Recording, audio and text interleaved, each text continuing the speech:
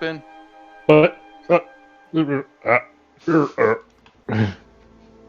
It appears my internet. am I talking Yes. like a robot? Too much critical role. Too much critical role. Alrighty, well, since last time we played, I don't remember what happened, so things, junk, you guys are being heroes, save world, giant problems, yada yada yada. Keep moving forward. It's a lot of travel. Yeah, what did we Yes. do? I mean, I don't remember. We Well, I traveled know what and we found some cultists recently attacked us Oh with yeah, the purple robes and the Wooden octopus coins. hats. And the then we wooden found a coins coin. again. We found a coin that matched the one from the very first session. that's right. Mm-hmm. And then Ogilvy really had to itch his nose, but like the one part of the nose he can't reach, and it just drove him mad for the past few weeks. Oh, you and your griffin have just been on a spontaneous adventure through the lands, eventually coming back to the group as a whole. Is it like a Disney movie where I'm just singing "I Can Show You the World" and the Griffin just does not give a fuck? Yeah. Cool. Mm-hmm. Occasionally you get shit on by a random bird, usual shit happens. But you guys have rescued a small child, started a cult following, fought some cultists, found another golden coin, got in a fight with some basilisks, threw them into a magic bubble, rolled them down a hill, they got turned into paste. Yeah. The usual. I missed out on some cool shit. Yes, you did. I forgot about that. But we had essentially a shorter session last time due to exhaustion, etc., etc., etc. Know how that feels, buddy.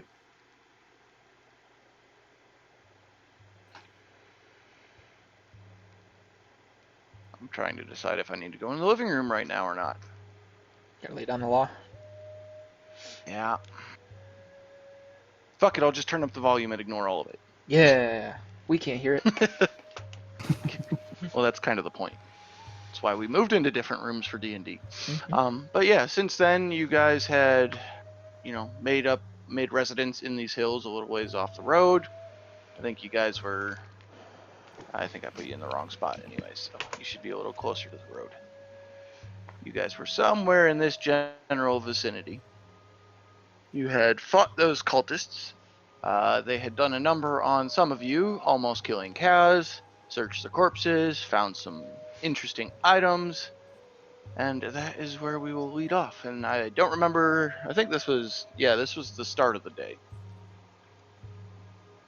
The following day that you guys had been attacked by cultists, and because it's just convenient, as you guys have finished your rummaging through the cultists, you get a wonderful chance at seeing Ogilvy return on his griffin from their various adventures, showing each other the world and having, various disputes with other avian creatures.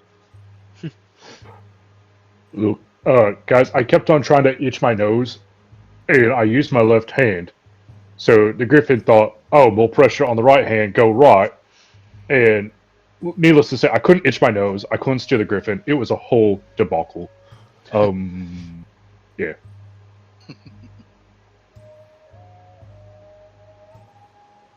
And at some point after that, Bearfane just essentially resigns himself from the party, saying that he has been given new direction by his god, and proceeds to head northward on the long road towards Mirabar. Hey, look, a convenient excuse. Convenience. Fictional fabrications are the best. So with that, you are down one party member while gaining another in Ogilvy. So, no net loss there. After Well, what about relative IQ points? Because then it's probably a net loss. You never know.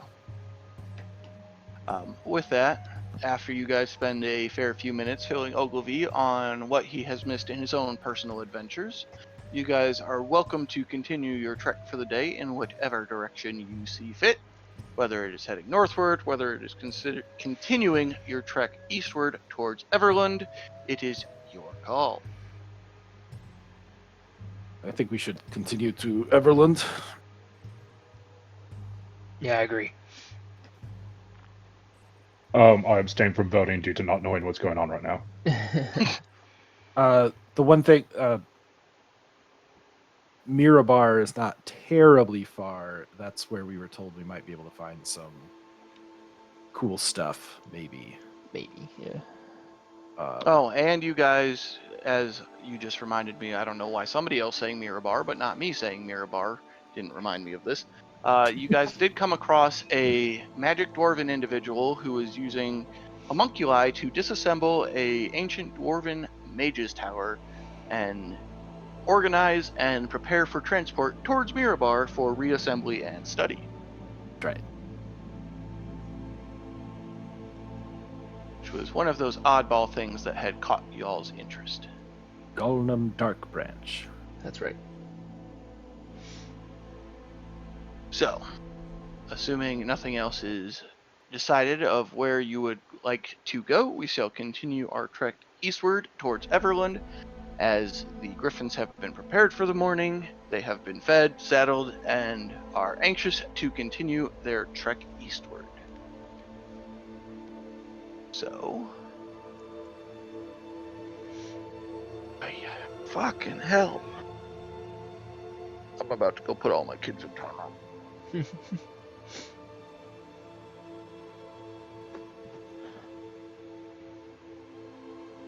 All right, so is there any particular path you would like, or would you like to continue a straight shot? Straight shot? I think straight shot. I don't. There's nothing on the way. Slight arc to the left. Because that's actually the fastest way according to airplane pilots. All Follow right. that more or You'll less. Here, where you all are, you'll make it roughly somewhere into the middle of these hills. Yeah. All right. So anybody who is interested is more than welcome to make a perception check as you guys fly. If not, it is what it is. 16. All right. Kaz, since you seem to be the only one who is paying any amount of attention to what is going on around you for the majority of the day, nothing of interest happens throughout the day. You guys pass through some clouds, avoid some more swarms of insects so you don't get splattered by them. As you guys are beginning to wind down for the day and look for a place to rest for the evening, you spot on. All right, hold on. Yep. All right. This episode was taught to you or brought to you by teaching children how to critically evaluate decision making. An exercise in futility since the dawn of time. That was the phrase I was looking for. What's it called when something is never going to work? Herding cats. It's another way to put it. Beating one's head against the wall. Unstoppable force meet immovable object.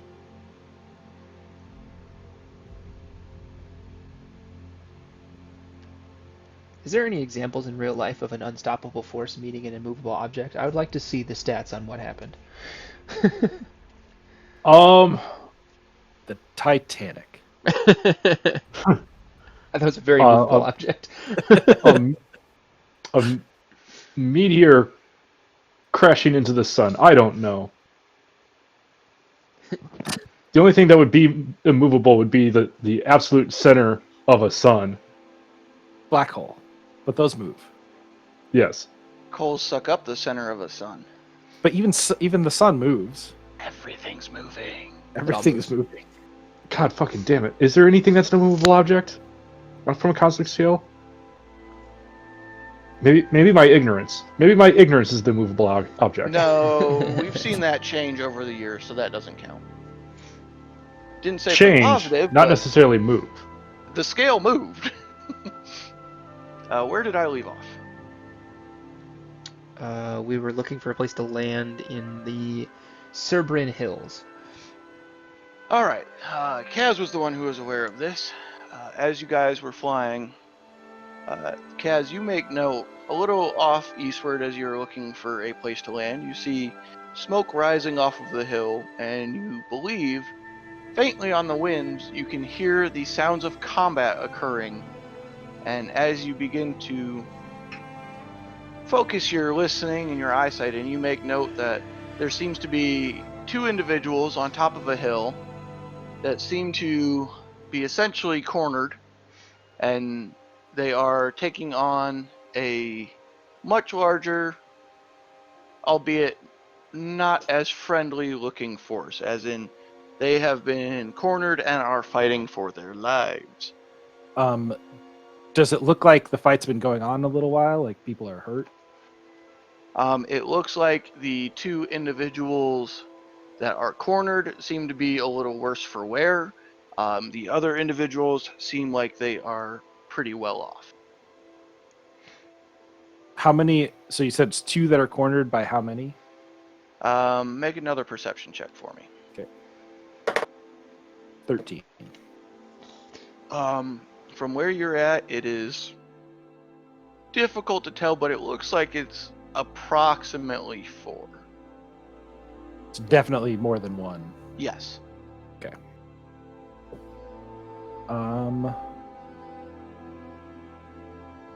I am going to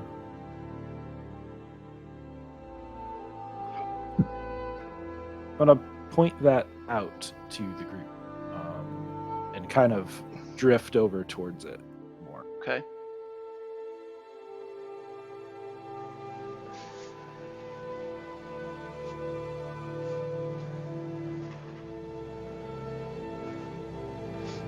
See if any other.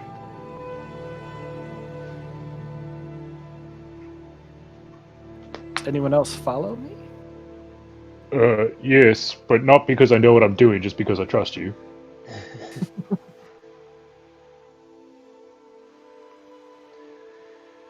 Yeah, I'll follow too. All right. As you guys are making your way over there, and attempting to keep an eye on it, the sounds of combat grow greater. These two individuals that seem to be fleeing run up this hill into what appears to be a set of ruins. As they move through the ruins, some cloud cover begins to roll in. You lose sight of them as you begin to approach from the altitude you are at. So if you would care to continue further, we can do that, or if you would like to deviate, that is up to you.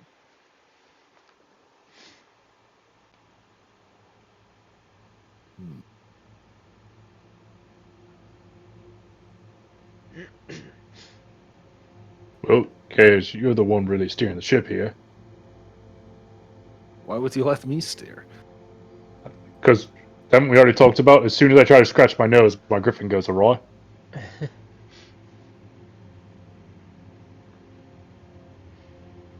I mean, my interest is piqued. I'd like to at least know what's going on. So I'd dip under the clouds if I can. All right, as you dip under the clouds, make another perception check for me. 10. All right. You begin to see, best you can figure is blood splatter all over the top of this hill. You cannot make out any of the bodies, though. Something catastrophic seems to have happened in the time since you guys went into the cloud cover. Ooh.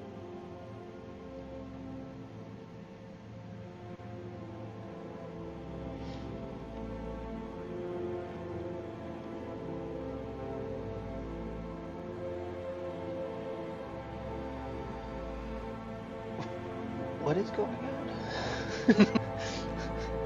So, for a quick refresher, Kaz had caught the sounds of combat a little off to your guys' east near the top of one of these hills.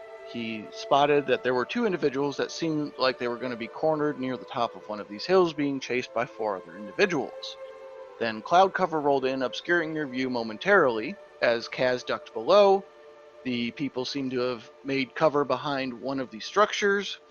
The combatants seem to move together, and, well, before the cover, combatants moved together, and then as you emerged from the cover, there was blood splatter over the top of this hill, and nobody can be seen.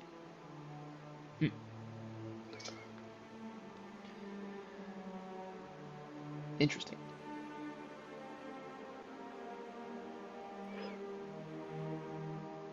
Yes, very. Chaos, Yes. do you need any blood for your spells?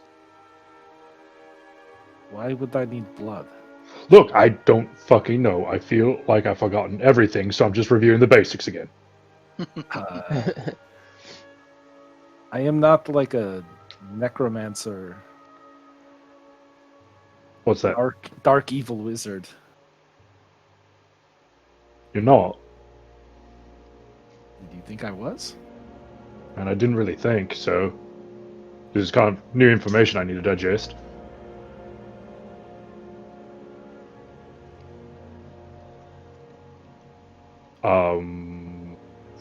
Evil Necromancer says what? Huh? Alright. You face. So basically, we were coming to investigate this battle, and the battle completely resolved while we went through some clouds. Yes. I check but even my... the other side is missing. Both sides went behind a rock structure on this hill, and nobody has emerged since, as you guys have been continuing to fly in that direction, but there is a decent amount of blood splatter over the hill that you have made note of as you got closer. Just to get the chronology of all of this, how long were we in the clouds before Kaz ducked under? Because it's just like one of those where it's a couple of seconds and we're surprised everything moves this fast, or is it reasonably expected? It's 2 to 3 minutes that you guys were going through clouds. This was a pretty dense cloud region that you guys moved through, so it wasn't, second, everybody's missing, it was 2 or 3 minutes. So plenty of rounds of combat. Yes, plenty of rounds of combat, and it's, a little odd, though, after combat that nobody has emerged, but you don't. I gotta tell you, it's super impressive as a supercomputer that you're able to just get all that done so fast. Like, no loading screen. That's impressive. I am the ultimate video game. Do we want to go down and check again? Should Yes. we take a closer look? Should we just consider this one weird and keep going? I need to know what happened, but be on your guard. Does anyone else to be think this fair- may be some sort of battle reenactment? If so, they spent a lot of money on set dressing, and that's kind of impressive. But Well- also, I don't think super valuable to the local economy. Sure, Bubba. Were they ghosts? Was it a ghost battle? Were they evil necromancers? Do ghosts bleed? Only one way to find out, to get closer. Find me a ghost. All right, so are you guys just going to approach this hill straight on and land, or what?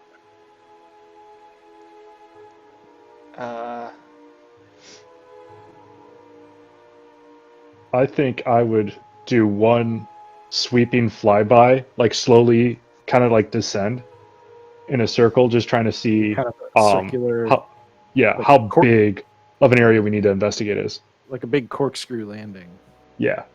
Okay. So what we'll do then is I have you guys on the wrong side of the map at the moment, so I'll shift you guys and show you what you're looking at essentially.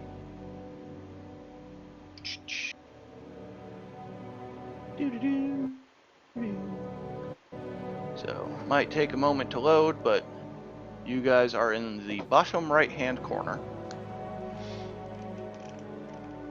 So move all this stuff to the... Oh man, Mike's gonna Horizon Zero Dawn us. Don't know what that means. He did the intentional Horizon Zero Dawning. He's gonna give us all technological things, so we Yeah. can see Robot dinosaurs. planets. Yeah. This is actually a much older world, where all of civilization fell due to the creation of the metal monsters. All right. Well, are you guys on the proper page now? Yes. Okay. From where you guys are approaching, that is what you are looking at the moment. Is basically blood splatter top of hill and fire pit. Is the fire active? Yes, the fire is kind of active. It seems like it was dying out, so it's smoking heavily.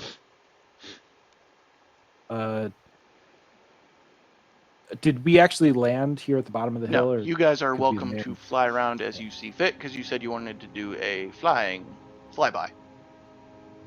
Yeah. Yeah. I basically just want to do a big swirl. I'm gonna be. Like, if there was nothing here, I'd want to land probably about there. Yeah. Until something requires me to go otherwise, I'm just gonna be in lockstep with Kaz, knowing that we should pair the squishy with the not squishy. What side of the hill Well, as did you- Kaz see people disappear behind? You saw them initially on this side, and then everybody basically disappeared back this way. Are you on the right layer? Yeah, sorry, I didn't see the first. pings. No, I am not. So give me a moment. So Cool. you basically saw the people come up on this side, and then they disappeared around this side. Okay, so there's like up the stairs. Okay, cool. So you guys make your circular flyby. You see that there are 4 dead individuals and 2 that appear to be heavily wounded, but in the process of bandaging themselves up, consuming some kind of potion. You aren't sure, what it is. It looks like a potion, and taking a rest as they are here. May I, in that case, I saw this before we would land. Yes, before you landed, since you guys wanted to make a circular flight around. I'd like to drop a 3rd level sleep on that area before we land. Okay. Hey, Kaz, you really have some trust issues, don't you?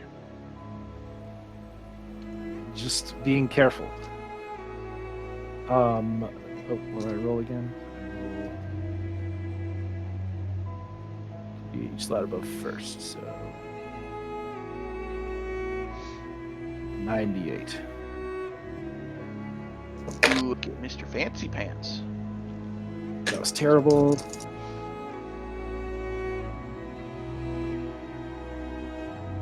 This is terrible.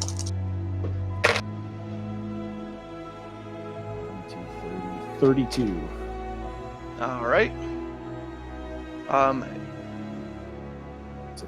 You see your spell take effect over the area, and you see one of them start to appear like he's going to nod off. And as this is happening, the other one basically slaps him back awake. Oh man. Because, well, they just went through one hell of a fight, and so if somebody's going to pass out after a fight, that's probably not a good thing. Yes. I'll take that as a good enough sign that we come out of this okay, and I'll land where it's at. Okay. Hello, potential friendos. Hail and well met, and good to see you. Look, I'm not good at the pleasantries. We came in, we saw there's a hubbub. We just wanted to make sure that it wasn't a matter. What I happens? was going to say a matter of. Thank you.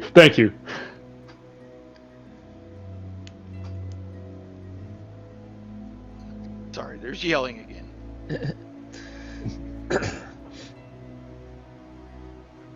As you guys land and basically go to round this corner, you make note that they seem to be, fairly average kind of looking individuals. They don't look heavily armored. They both seem to have a glaive with them. The one who is sitting down, attempts to make a move towards you guys, but is looking worse for wear. The other one, though, basically moves forward and takes up a defensive stance in front of the more wounded looking one. Here, I need to move these guys back. Ooh-doo-doo. two back. So this one takes a step forward, brandishes the glaive, and goes, "Who are you and what do you want?" Hold on, hold on. We are not here to incite any sort of violence. We saw a situation that may needed us to interject, interlope, intervene, intersect, intervention.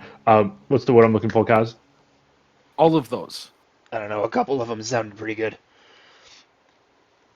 Oh, Um, cool. Yeah. Yes, we were just passing by and saw some sort of ruckus. Um, were you the two that were being cornered?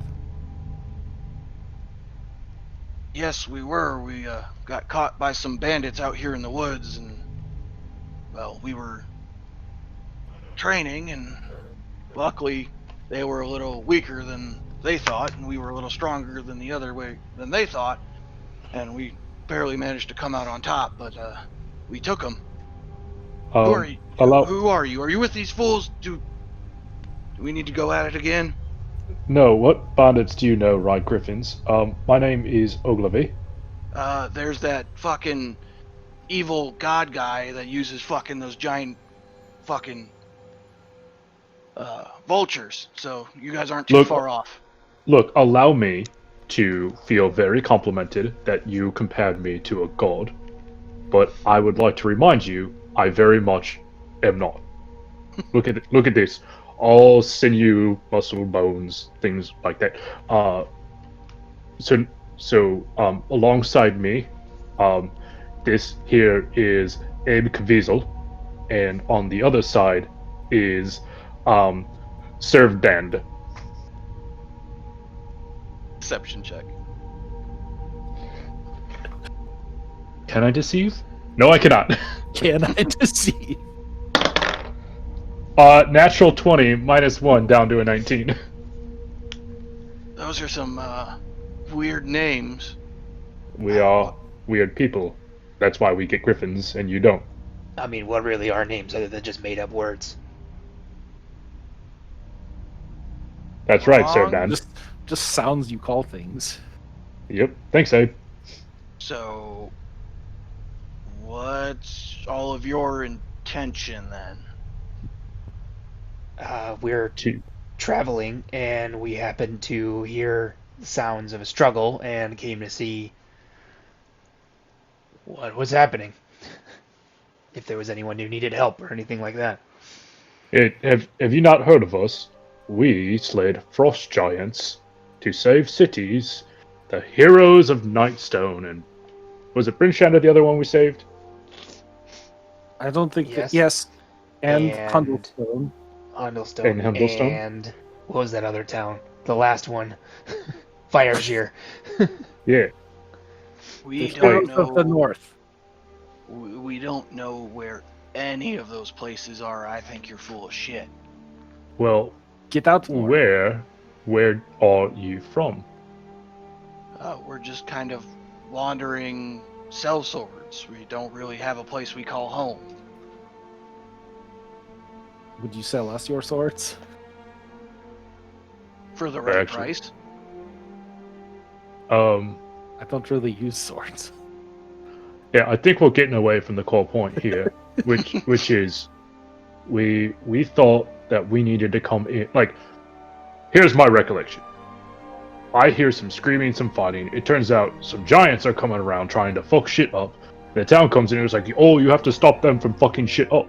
And then we're like, oh, but we kind of don't want you. You should defend yourselves, because otherwise, how are you going to learn? You're like, oh, we'll pay you all sorts of money. And then we just go, okay.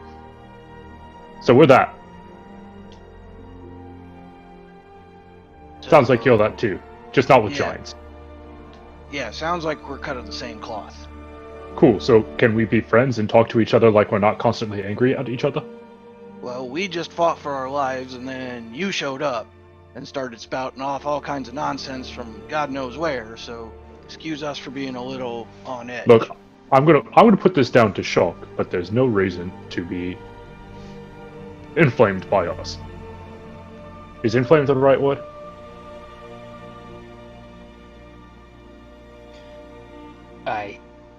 Sure, yeah.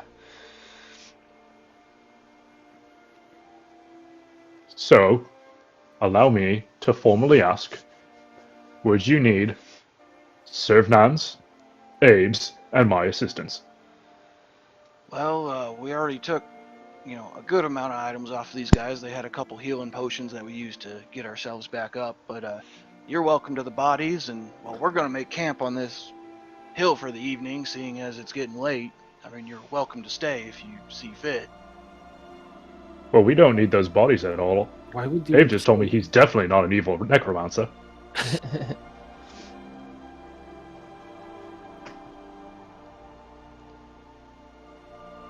What were you saying, Kaz? Why would you say we're welcome to the bodies? Oh, we got what we needed to heal, and it seems the decent enough thing to do, seeing as you were coming to lend aid. We got what we wanted, and we were going to check them further in the morning, but if you were willing to lend aid, the least we can do is offer you the chance to go through them and see if you can find anything.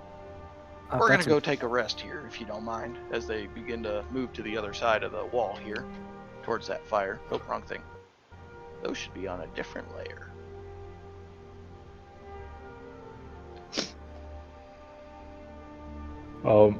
Abe, are we really bad at making friends? My Abe? Yes. This is the one I need to give that to, because that's about how they look right now. And they go over to the fire and begin tending to it. Like we said, you're welcome to them if you want. If not, we'll go through them in the morning. Your call.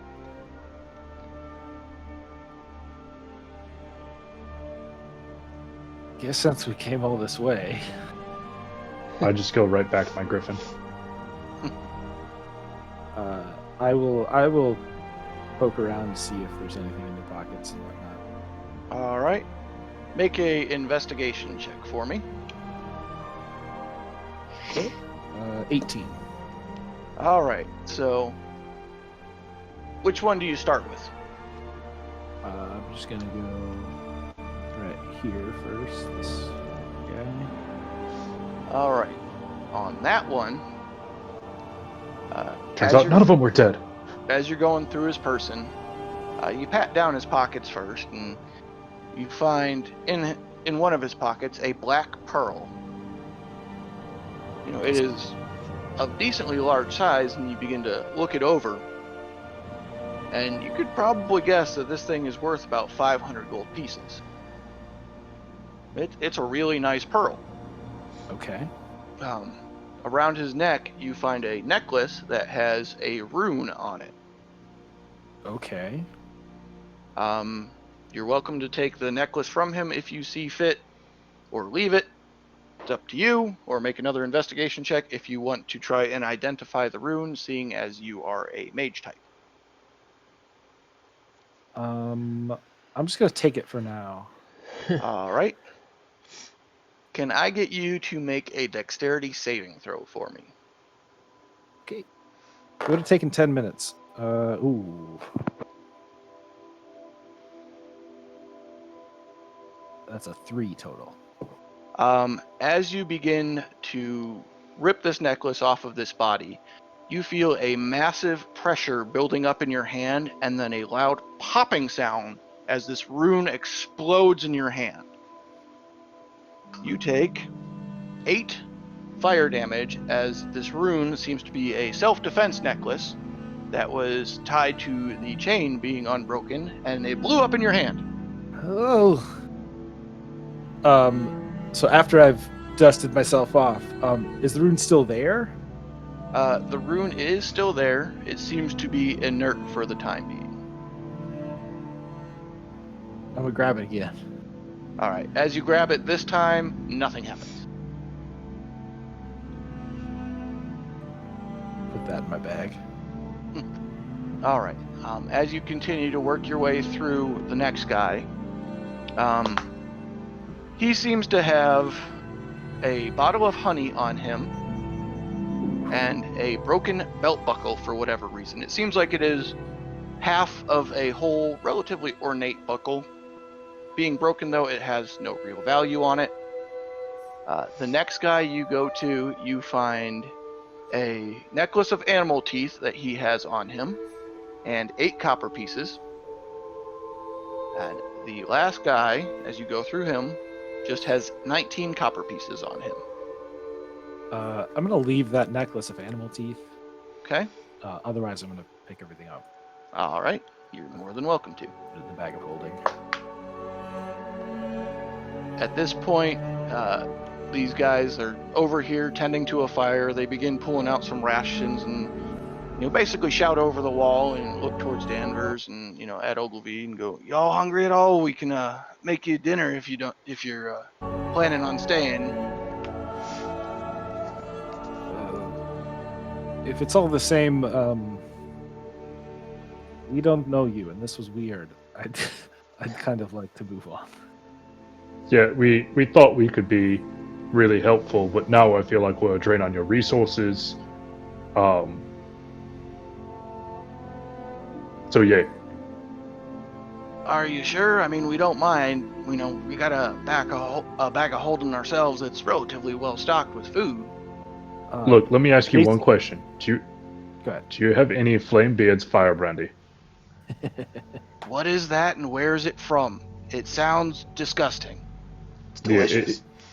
I actually have never tasted it, but it sounds like something that will just make my blood sugar levels and blood alcohol levels just skyrocket. I'm not really a fan of either. I mean, we got some, it's not top of the line, but, generally decent ale in a couple small casks if you're interested. Nope, I'm good. They seem a little over eager to have us stay. I'd like to insight check if they seem off or if they're just friendly. All right, make an insight check for me. 16. They seem just to be very friendly, they seem to have that kind of southern hospitality to them. Okay. Where anybody is more than welcome to take what they need from them without question. They seem like they're genuinely good people who do bad things at times. Sure. They're that kind of mercenary with a heart of gold that will run out and save a dog in the middle of a firefight, but you get on their wrong side, they're liable to fuck you up. Okay.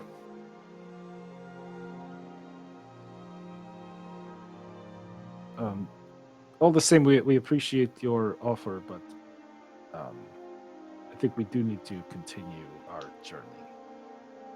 Okay. Ogilvy, can I get you to make a wisdom saving throw for me? Because I don't have my dice in front of me. Here we go. I roll.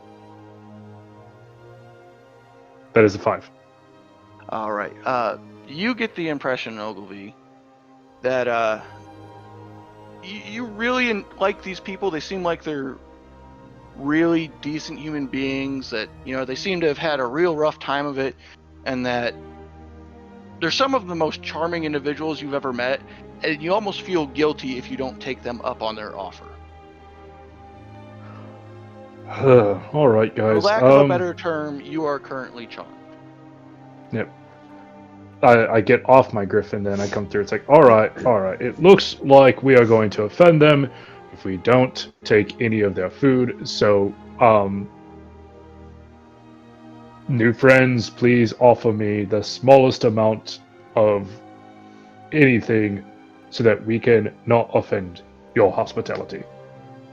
Well, we'll have to make a full meal for you then, if you don't want to offend, but we'll gladly do it for you. Okay, what if I just wanted to offend a little bit? All right. Does that get me down to like a snack? We'll make a cacciatore plate for you. Bless you. All right. So, what would Danvers and Kaz like to do now that Ogilvy seems to be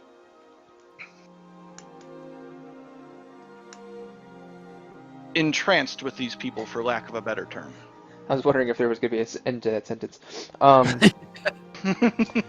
Danvers is gonna take out the bottle of fire brandy he's got in his bag and offer to give some to the. Do we get their names? No, you haven't asked for their names yet. Oh, I'll do that then. No, I have. While I pour it for them. I literally said my name was Ogilvy. What is yours? Oh, I missed that. My bad. But the one who looks in better shape goes, "My name is Fei Shay, and the quiet mute one over here is Ang Hai."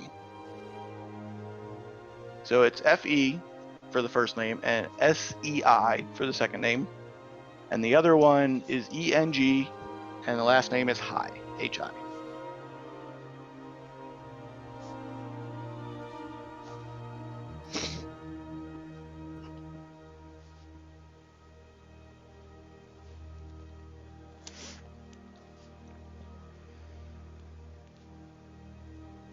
Hi. I shoot.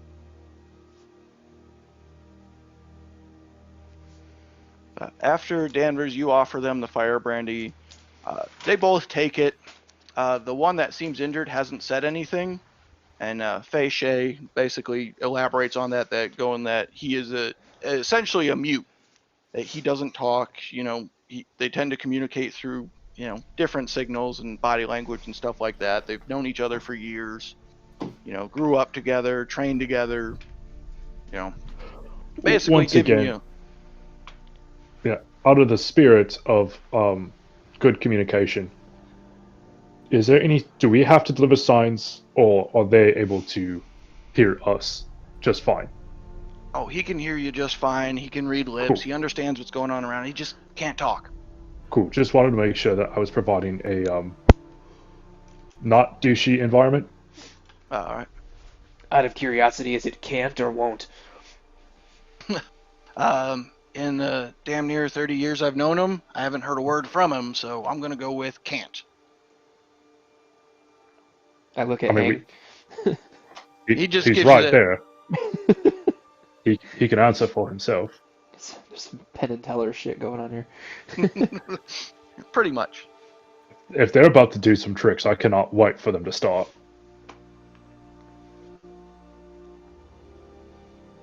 As you guys, they're preparing this meal and whatnot. Aang basically makes some hand motions to Faye and and Faye basically goes, "Okay, well, go down the hill a little bit. You don't need to be pissing up here and making it reek up here, so go down the hill." So Aang gets up and proceeds to start making his way down the hill to go take a piss.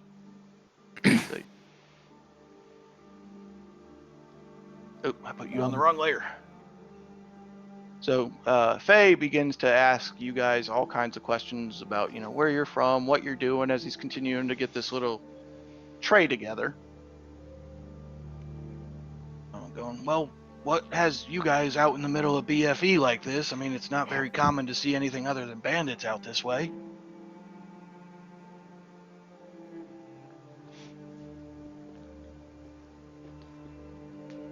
That is a good question. We're making our way east. Just kind of taking the point at the Griffins the straightest route possible, and this is where our day's travel landed us. Well, you're welcome to spend the night with us.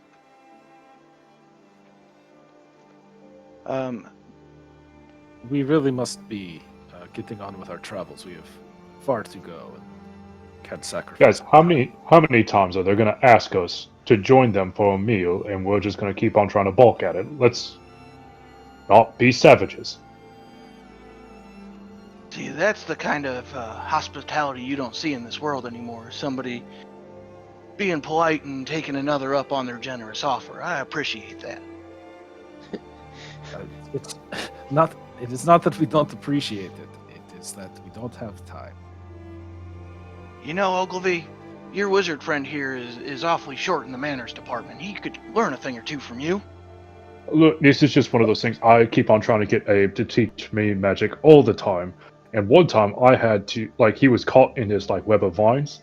And he was just like, "Oh, Ogilvy, get me out." I was like, "Well, Abe, you're going to have to let me read 2 of your magic books." And then he's trying to barter with me and saying, "Okay, but I get to pick the 2. Hell no. I get to pick the 2, and then I let him out. See, is that too much to ask for? Is it? I don't know what makes him think I'm a wizard.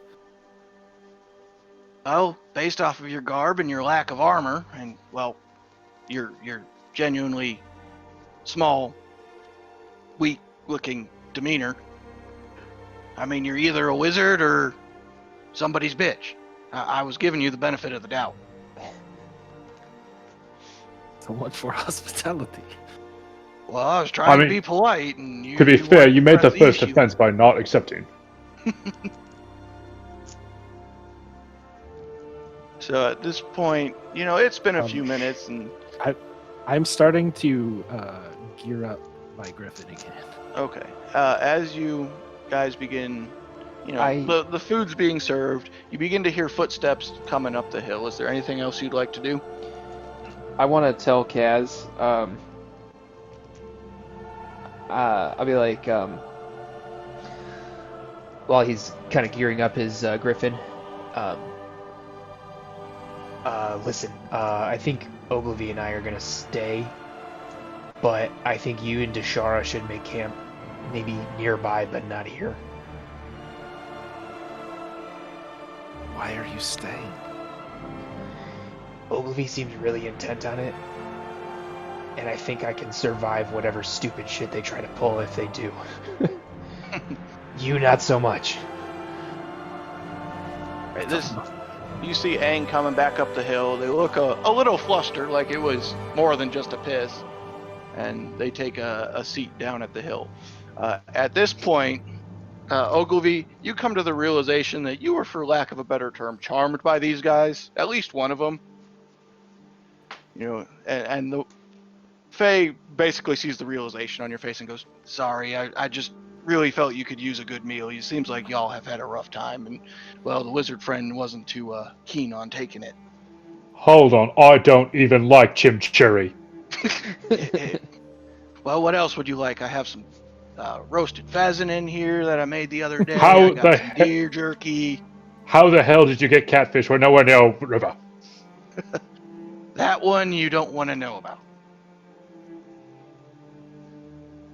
Are you? Turns out there's a swamp not too far away from here, and catfish live in it, but God, if that place doesn't stink. Were you the one that messed with my brain? No, I have a feeling that was Aang. He likes to mess with people just because, well, he can't talk, so it's his best way of getting... I don't think you guys recognize how losing my agency over my emotions makes me angry. And you would not like me when I'm angry. Well, what can we do to make it up to you? I mean, we gave you the bodies to loot as you see fit. We're offering you a hot meal and a warm place to stay for the evening. What else can we do to make this... I think you allow us the agency of being able to leave now, please and thank you. Well, see, Aang, this is why you don't do this shit. You know better than that. You said Aang looks pretty beat up, right? Yes. I will walk over to Aang and give him 10 hit points from my lay on hands pool. All right. You feel the hit points go into him. He gives you a deep bow, and basically, for lack of a better term, you can tell he feels sad about what he has done. He seems to be more of the without a direct way to communicate with most people. He tends to fuck with people because, well, some people just prefer to fuck with people when they know that. Part of it is, for lack of a better term, is if you've ever had a friend with a disability and they use it to fuck with people, they just find it funny because they know they can get away with a lot of shit because of the way they are. So he's Josh Blue the comedian? Yeah, pretty much. I tell Aang while I'm doing the lay on hands, I say, I'm gonna go ahead and assume that you did that because you were trying to convey a sense of friendship and not that you're a piece of shit. Mm-hmm. He's still, bent over, kind of giving you a deep bow and nodding his head aggressively up and down, to try and, convey that point.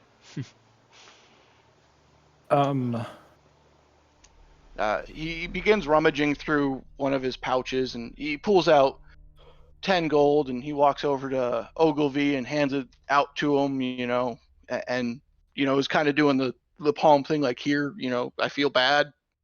Put that shit away. He quickly stuffs it back into his pouch and just kind of sulks over to the fire and sits back down.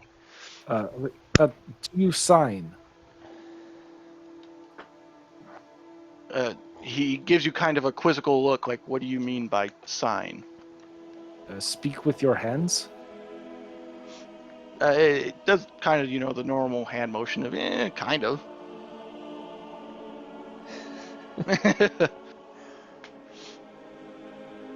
So much for that idea.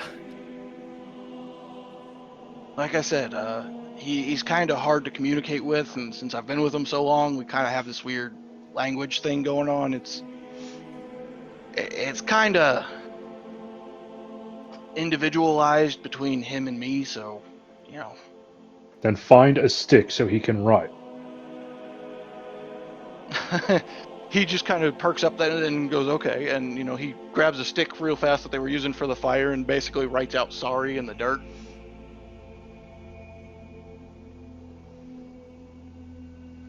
And then, waits a minute since you guys hadn't responded and, writes, please stay, I want to make it up to you guys. I want to make it up to you.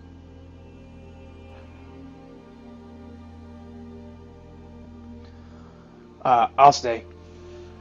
Kaz, like I said, you don't have to. Well, it doesn't really save us time if we don't all move. Well, we're what? We're like not far from where we were going to camp anyway, right? Yeah, you were basically near the end of your day and were starting to look for a place to camp anyways, and this just caught your eye. Yeah, I just don't like it. Yeah, I mean, I don't really like camping on what used to be a battlefield just a few minutes ago. I don't mind that so much. Look, With that, here's- Aang writes in the dirt, I will clean up, and gets up and starts basically throwing dirt over the blood and, cleaning up the scuff marks and, walks basically back here and starts rolling the bodies off of the hill. I stop him, and I want to take the bodies and try to like just down to this kind of platform area. Okay. And like, no. Take them up here. Okay. Like, just take them up there one by one and try to like prop them up, kind of the way I saw a while back where there were those like sky burials. Easy. You takes a little bit of work.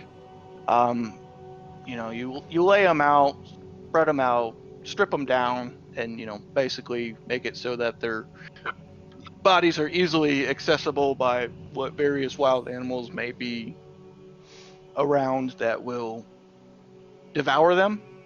This whole time, Aang is helping you out, moving the bodies, following your instructions, and then proceeds to sit back down at this fire and get rid of the blood because he has cleaned it up.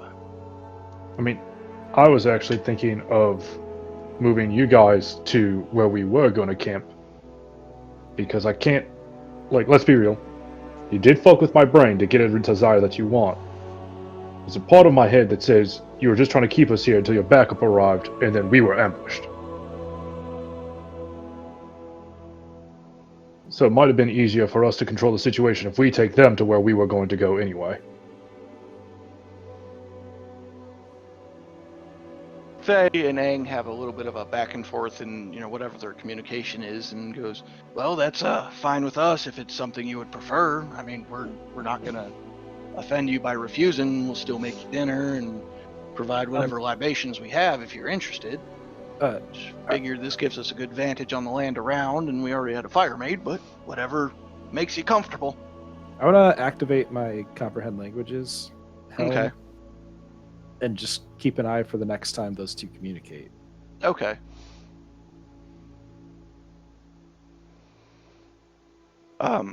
They have a little bit of back and forth, and as you're as they're doing this, it's kind of a weird. It's not a written language. It's just a thing customized between them. It's a lot of, back and forth of Aang, you shouldn't have done this. These are our guests. You shouldn't have offended them. And Aang goes, I know, I'm sorry. I'm trying to make up for it. I just, they came to help, and I wanted to try and get them to stay, and give them a proper thank you for their assistance. And so all the talk I'm getting is, it seems on the up and up. you can make a insight check if you want. Never trust anyone. 11. Yeah, it definitely seems on the up and up. It seems like they're being genuine with each other. You're not able to detect any kind of deception from them, any subtext in it. Is there any signs where Faye just got to just Aang like this? There's been a couple things where you can tell Faye is getting frustrated and kind of wants to do that Gibbs head slap to him. There's been a few moments where, Kaz, you catch Faye to Aang going, you know better than this thing. Aang going, I know, but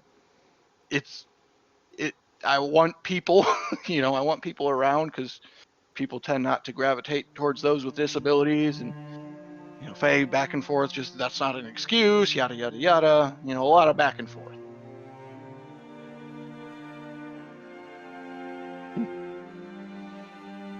Okay. It seems like they've had this conversation a few times. Okay.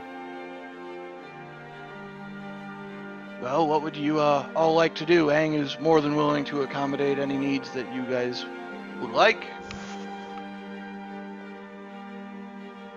I start finding a rock that is the appropriate size for a pillow.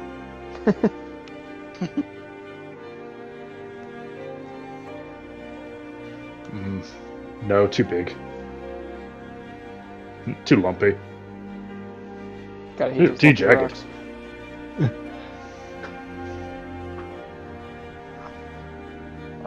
What about you, our wizardly friend? What would you prefer? We are more than happy to accommodate.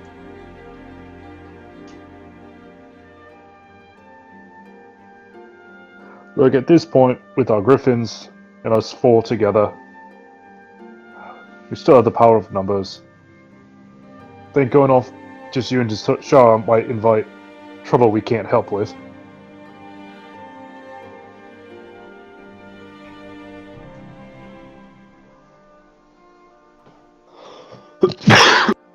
Well, if it would make you all comfortable, we'd be more than happy to take the watches with you or by ourselves. It is your call.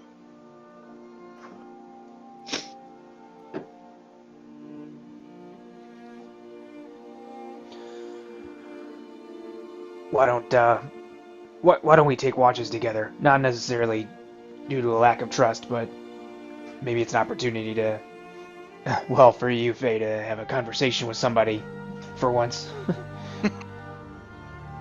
So, I would appreciate that, and well, I'm sure Aang wouldn't mind taking a watch with Ogilvy over there if he's not too dissuaded by his earlier attempt at stupid humor.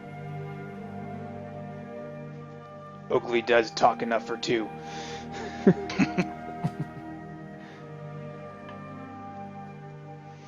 I mean, to be fair, it's mostly because I'm trying to come up with what I'm saying right as I say it, and I don't really know when to end sentences, and it makes it kind of hard in order to have conversations where you don't really know. See, I did it again. Keep thinking of interwords. You just see Aang Interception. over there shaking his head in agreement as Ogilvy is talking like he understands it. Interpol. See, that's a combination of two words. There's international, and then there's pole, which is poles over two countries.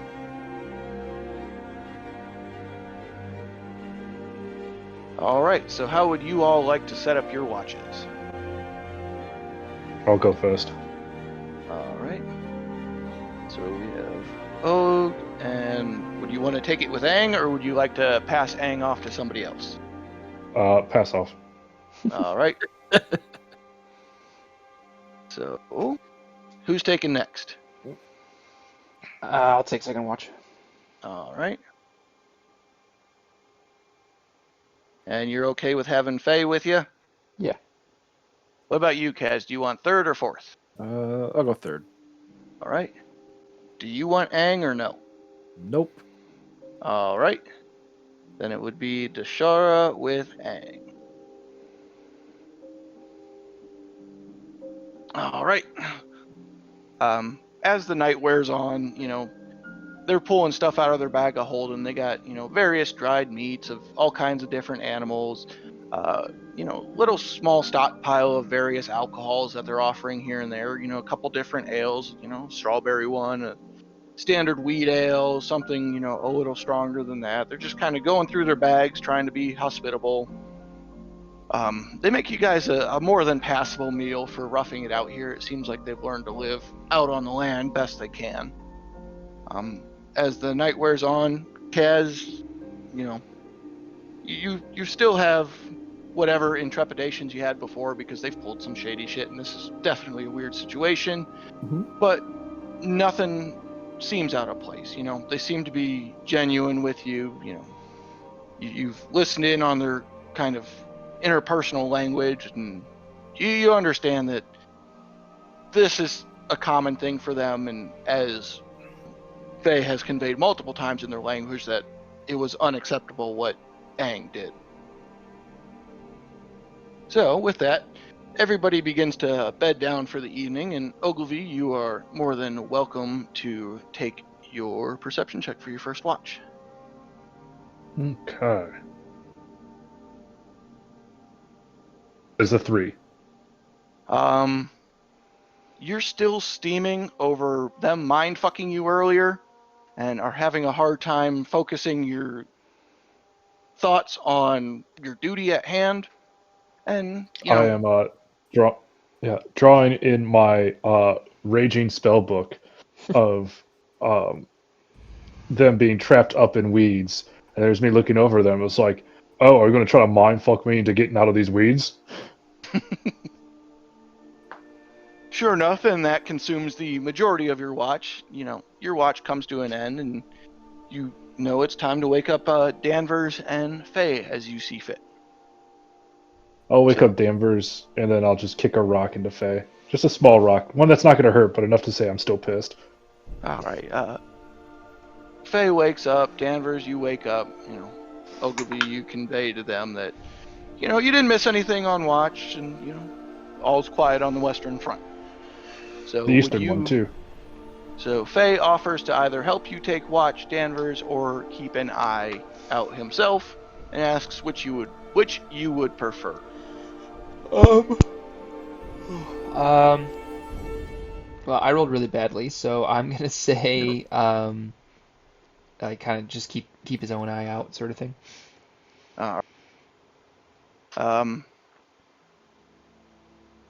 Shortly into your guys' watch, he begins talking to you, going, well, what's your story? Why are you out here? I mean, you look like you're of paladin type persuasion, but I don't see a symbol on you, so what's the story behind that? And I'm really curious as to what's going on with you, and I want to know what makes Danvers tick.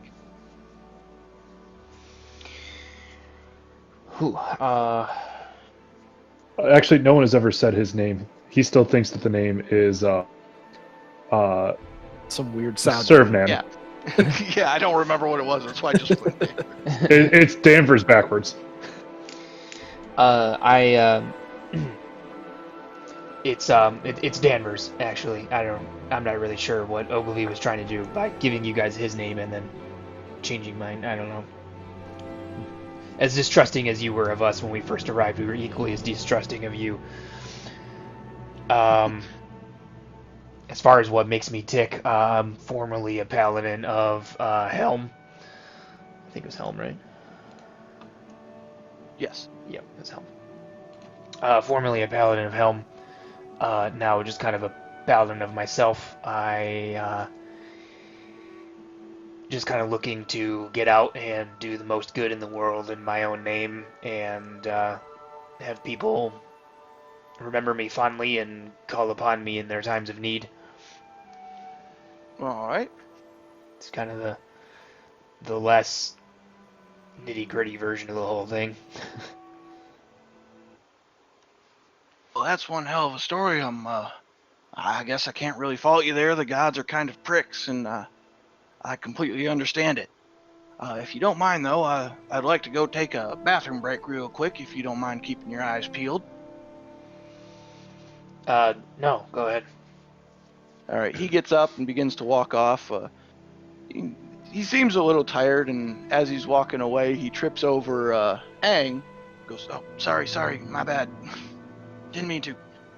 And he begins to make his way down the hill. And I wanna give him like a minute, mm-hmm. and then I wanna walk to the same side and see if I can't spot him. All right. Then make a perception check for me. Dear God, how could I roll even less than I did before? That's a 5. You are not able to spot him as you are looking around. Okay. So you're saying you walked yourself over this way? Sorry, which way? Over to this side of the hill where he walked down?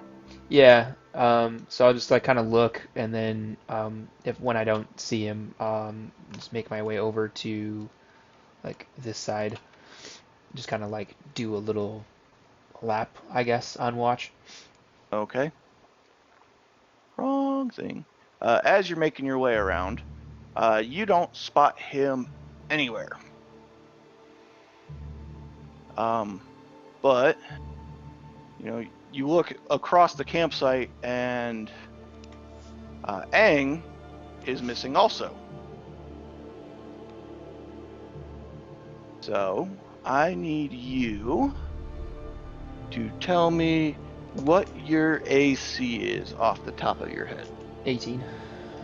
Alright, let's see what happens. No, and... Alright, you feel pressure run into you, and then a second one you feel a slashing, and a creature appears basically at the same moment, and on that second one, you are going to take... I need a math rock. Where the fuck are the ones I need?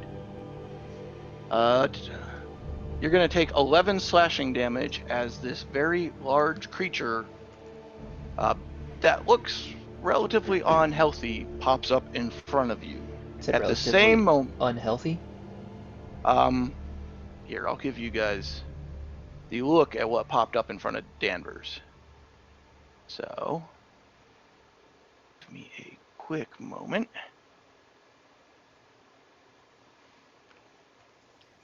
I'm on the wrong layer, of course.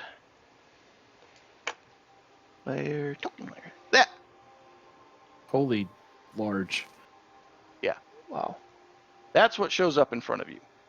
At the same time this happens, Ogilvy, you feel the scraping of claws coming across you in your sleep. First one's going to hit. And I mean, they should all hit because my AC is only 11. And actually, I don't get my dex at all. My AC is 10 when I'm asleep. So they both hit. One is a natural 20. The first one is 12 slashing damage. And the second one... To be fair, shouldn't both be natural 20s because I'm technically incapacitated? I just had them roll with advantage. Mm-hmm. Because you're not incapacitated in the traditional sense. I'm taking it more as like prone. Okay. Or advantage, not a, guaranteed fuck you up. Yeah. Well, I'm saying fuck my shit up, man. And the other one is an 8. And you get awoken to that same visage in front of you. Kaz, you get startled awake by the noise of all of this, and so does Deshara. So I need you guys to roll advantage or initiative for me. I'll switch over to some combat music. So give me a moment. When I get attacked, I shout out, "Ah, Kaz, you were right."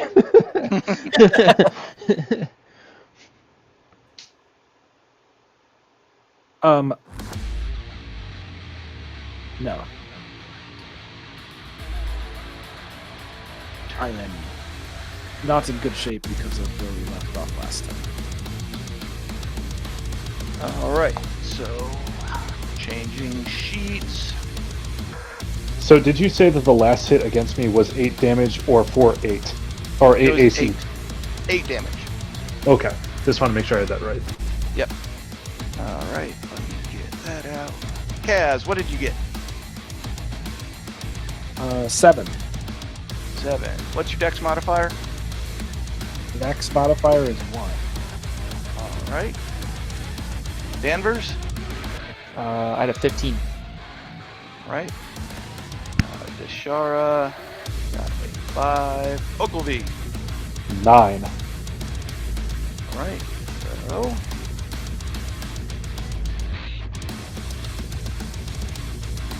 first up is going to be Danvers. Okay, I am gonna.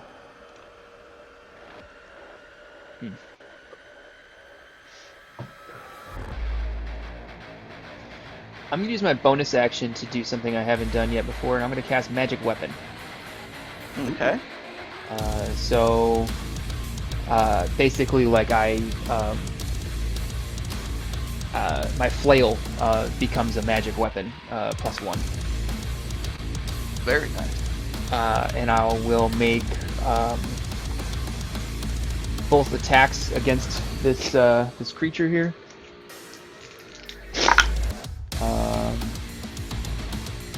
Wow, I rolled 2 9s, so that's a 6. Those are 2 16s. Beats it, beats it. All right. Oh, sorry, those are 17s because of the. I forgot the +1 already. All right, then you hit. Okay. Wow, what is going on? So then I rolled 2 7s, so that's 2 fit, so it's 30 damage, bludgeoning. Nice. Very nice. And then I want to use. Is it so? It's medium in size, right? In this form, it is considered large, so I need to adjust their size. Okay. I just need to see something real quick. So they would be like this. Okay. No more than 1 size larger. So I want to, I guess, kind of use my last attack to, with my crusher feet to move him like 5 feet, like kind of try to get him to fall down the stairs by like flinging him 5 feet to his side suddenly. All right, contested strength, correct? No, it's just because when I hit a creature with an attack that deals bludgeoning damage, I can move it 5 feet to an unoccupied space provided the target is no more than 1 size larger than me.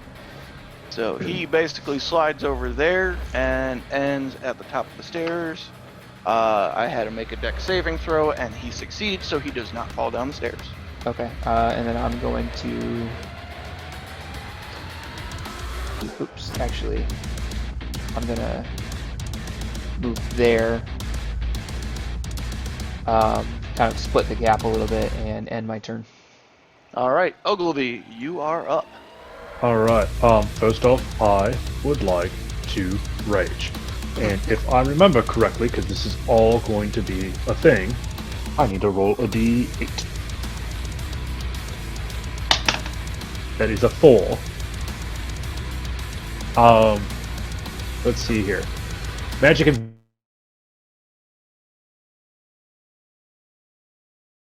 weapon's damage type changes to force. It gains the light and thrown properties of normal range of 20-60. Weapon leaves your hand. Weapon reappears your hand at the end of the current turn.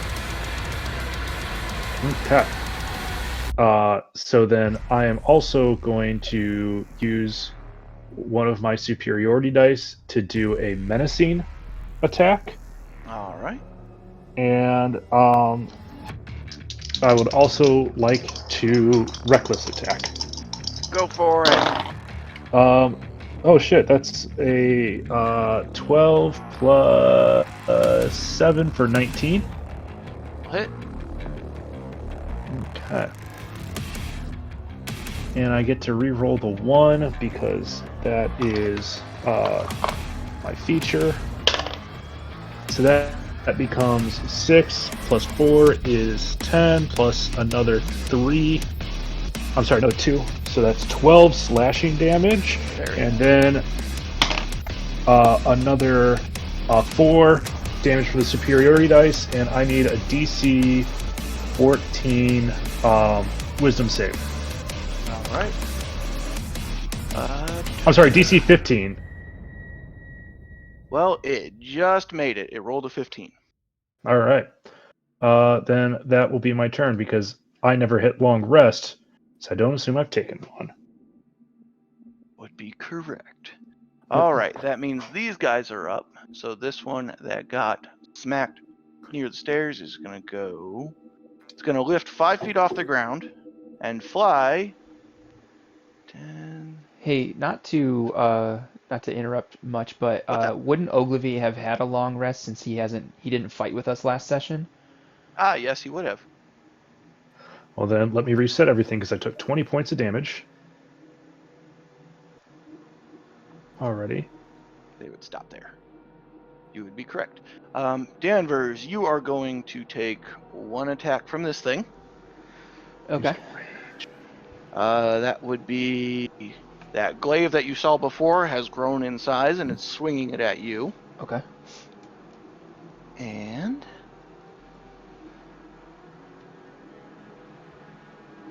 that would be, I just needed to read something, a 21 to hit. That'll hit. I just can't hear it. All right, so that will be math. 2 of these, where the fuck they go? That would be 14 slashing damage. Okay. And it's going to make a swing around again after it hit you towards Dashara. I'm gonna use my protection to impose disadvantage. All right. That is a 9. No, that is more than that. That's a 22 to hit. I rolled higher. Damn. And so that will be 14 to her also. Right.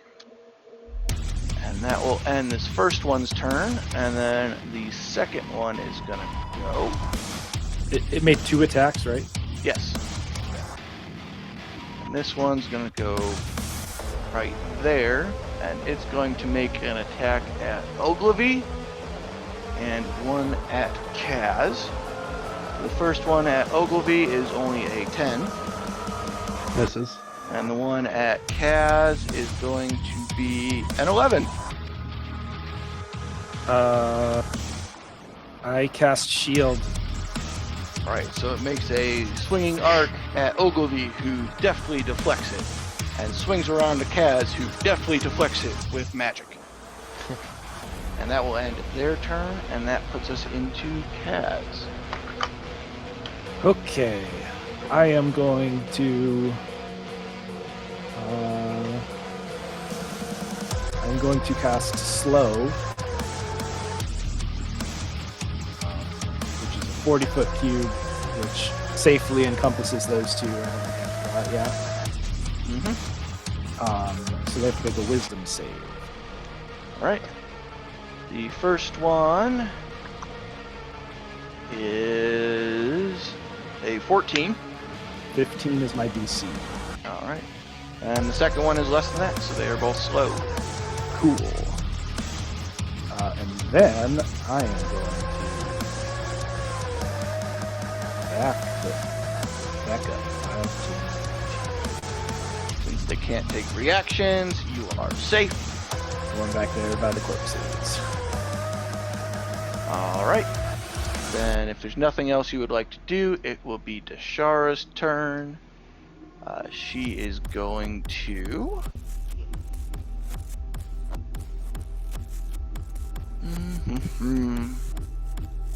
step in to that one and is going to make... they get a minus to their AC, correct? Yeah, -2. Alright. She's going to take 2 long swords attacks. First one is a miss, and she misses on both of them. She whiffs. I'm not rolling so good on some things and really good on other things. So that puts us back at the top with Danvers with Ogilvy on deck. All right.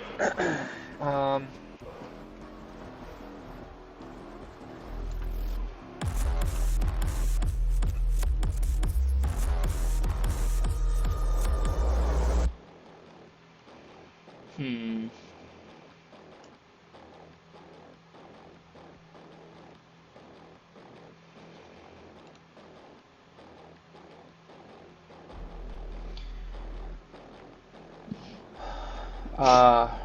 I'm gonna.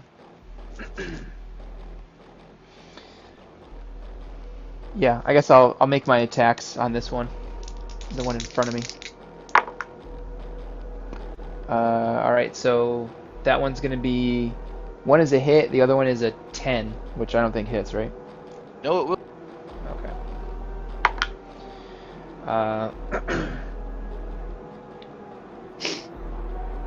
It's 11 bludgeoning damage. All right. Does that include your magical weapon stuff? Yes, it does. Yeah. All right. What else you got? Well, since I hit him, I want to move him again 5 feet to his left, out of Ogilvy's range. As you do so, Ogilvy, you are afforded the attack of opportunity, as is Dashara. That is a 19 plus 7 That for hits. a 26. 9 plus 4 is 13 plus 2 is 15. And I will not use a superiority dice this time. All right. Still healthy because you haven't been damaged. Dashara hits also with her reaction. And that is force damage if it matters. Does not, but thank you for letting me know. That will be an additional 9 from Dashara. All right. That ends Danvers' turn if you have nothing else. And on to Ogilvy with these guys up next. Alright, I'm going to swing back around and I'm going to make a reckless attack on the guy to my northeast. All right. That will end up being a 16. That'll hit.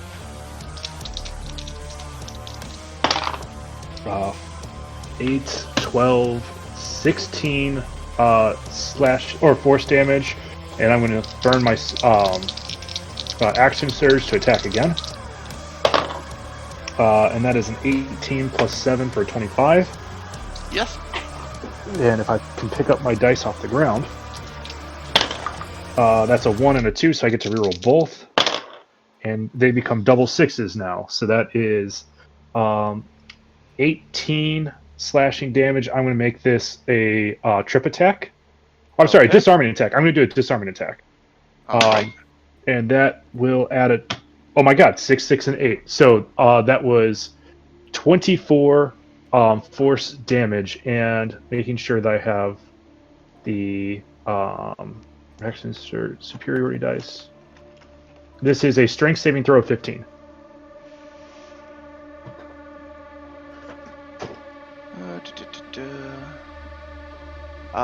That is a failure on their part, so they drop their glaive. All right. And then just end my turn by pointing my sword right at him and just said, I don't know if you're the talky one or not, but you are really testing my last nerve. As you That's say my turn. that, you make note of a big scar across their throat region. So probably not the talking. I'm not that observant. All right. These guys are up. So this one, since it got pushed back, it's not going to do anything, but it will make its attack at Danvers because it is not very happy with Danvers. That will be a 16 to hit, which does not hit Danvers. Nope. But this one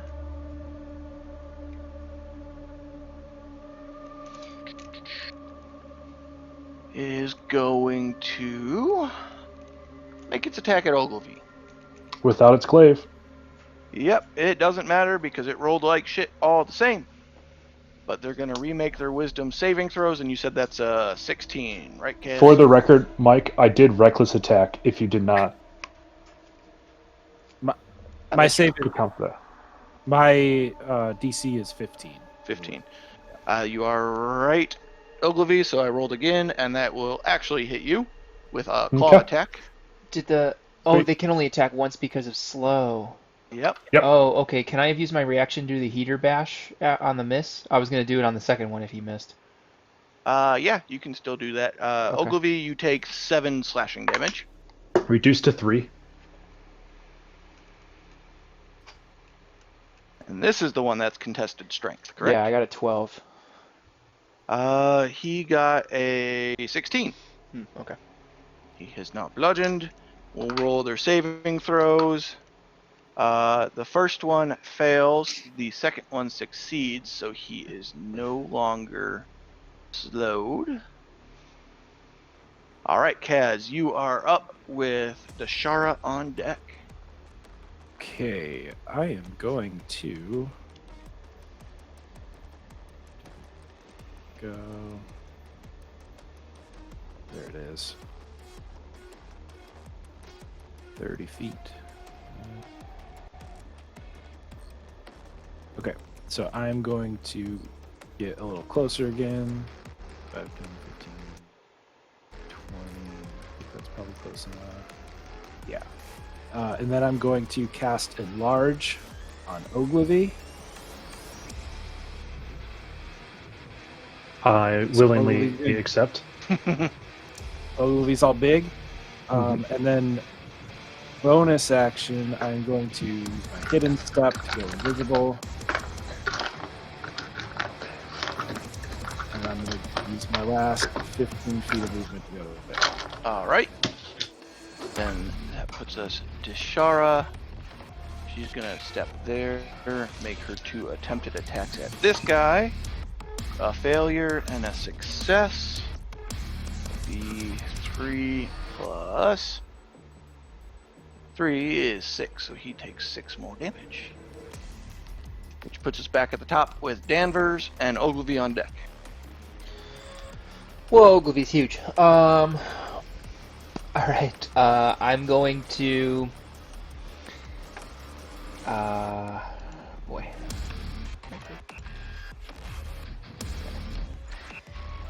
Alright, I'm gonna make both attacks at the one in front of me again.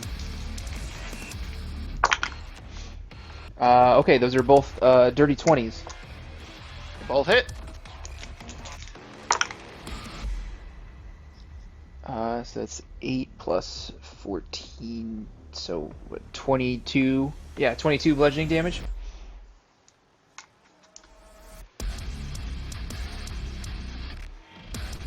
Each time or total for the 2? Total. Okay. Anything else you would care to do?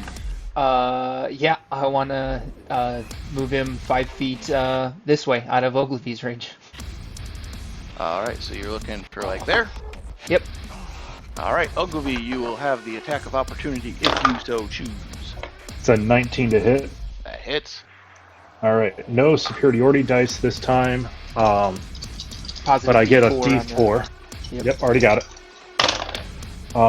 So I get to reroll a 2. What did the D4 get? 3, so I can't reroll it. So that is 4 plus 4 plus 4 is 12 plus 3 is 15. Alrighty. Anything else? That was your reaction. So Mhm. he is still standing. And it's the end of He's Danvers' definitely turn. looking more worse for the wear. Still slowed. Ogilvy, you are up. All right, let's go ahead and since he can't really use his glaive on me right now, I will shift this way, knowing full well that I'm going to incur an attack of opportunity because if he had his glaive in his hand, I'd still be within 10 feet and it wouldn't matter. Do your stuff and then we'll do the attack of opportunity. I'd rather you do the attack of opportunity first because that's first in the stack. Because Alright. I have not reckless attacked yet. Then that would be a 16 to hit. It would hit. All right. And that will be only 4 slashing damage. All right, reduced to 2. Because that's why I did it in this specific order. So that, with the reckless attack, becomes a 16 plus 7 for a 23. Will definitely hit. And, you know what? I just want to be safe. I will use a superiority dice on a, let's do another menacing attack. Okay. And I have to re-roll that because it fell off the table. Re-roll it because it's a 1 now. Becomes a 4. I get to re-roll the d4 because that was a 1. Oh no, it stays a 1 because that's not a weapon attack. That's a size attack. So that becomes 4 plus 4 is 8 plus 5 is 13 plus 3 is 16 plus 1 is 17 force damage. Alrighty.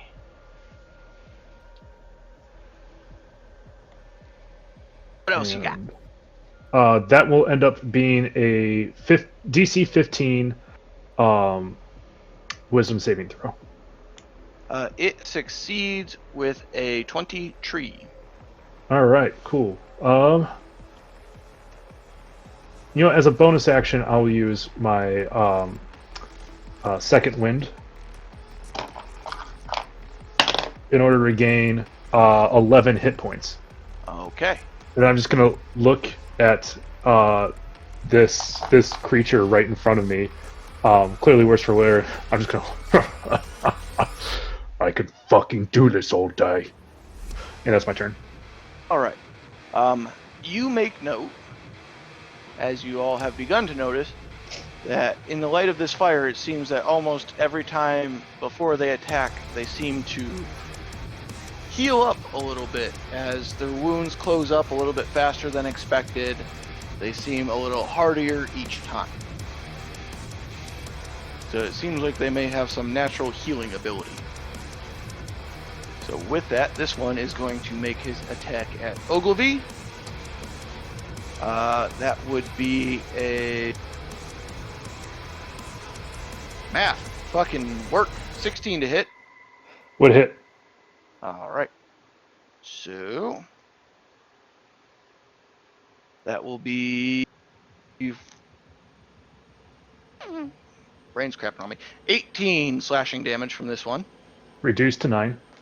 All right, and that would end that one's turn. This one's going to take a step over to you. Use one. He's going to pick up his weapon. I don't remember if that's an action or not. That's an object interaction. So does that count as an action or a bonus action? It takes his entire action to interact with an object. Okay. Then that would do that. Let me check something. I've known this because of how many things I've dropped as a bard in battle. That is true. All right, so that would be his turn, but he is next to you at this point. So Kaz is up, Tashara on deck with Danvers after. All right, I'm going to step here, and now I'm visible again. All right. 5 feet, and then so 15-foot cone that I'm just going to get him in. I'm going to cast Burning Hands at 4th level. All right. By the way, this one is no longer slowed at the end of his turn. All right. Burning Hands. So, dex saving throw. Hold on a second. You said that one's no longer slowed? Yeah, neither of them are slowed anymore. Oh, neither are. Okay, yeah, Yes. then same thing. Still going with that. Dex saving throw. Yes. Right. That is a critical failure on his part. Excellent. So, Big money, big money. Ooh. 15. That's 23 fire damage. all right. He is definitely still looking middle of the road. And then